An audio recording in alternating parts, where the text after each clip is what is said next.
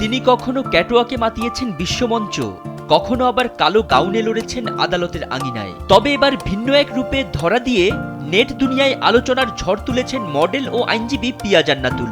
মাথায় হিজাব, চোখে মুখে প্রশান্তি। দ্বিতীয় তারাবি আদায়ের পরের একটি ছবি শেয়ার করে নিজের বিশ্বাস ও ব্যক্তিত্ব নিয়ে এক সাহসী বার্তা দিলেন এই মিস বাংলাদেশ।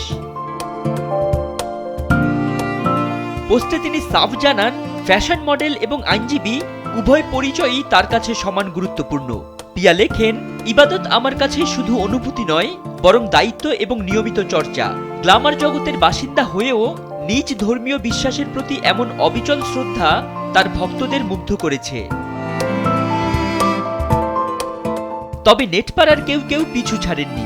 নেইল পলিশ পরে নামাজ আদায় করা নিয়ে এক নেটিজেনের প্রশ্নের জবাবে পিয়া কড়া জবাব দেন। তিনি বলেন, আমার বা যে কোনো মানুষের কাজ আপনার পছন্দ হতে পারে, নাও হতে পারে, সেটা স্বাভাবিক। ভালো লাগলে সম্মান করুন, না লাগলে এড়িয়ে যান, কিন্তু সম্মানটা যেন সবসময় থাকে সব মানুষের জন্য, সব ধর্মের জন্য, সবার বিশ্বাসের জন্য। 2007 সালে মিস বাংলাদেশের মুকুট জয়ের পর 2012 সালে চোরাবালি দিয়ে রূপালী পর্দায় অভিষেক পিয়ার। এবার রমজানের শুভেচ্ছা জানিয়ে তিনি যেন জানালেন, বিশ্বাস আর ব্যক্তিত্ব দুটোই তার কাছে সমান ও দৃঢ় পরিচয়। ফরিদ উদ্দিন মোহাম্মদ, সময়ের আলো।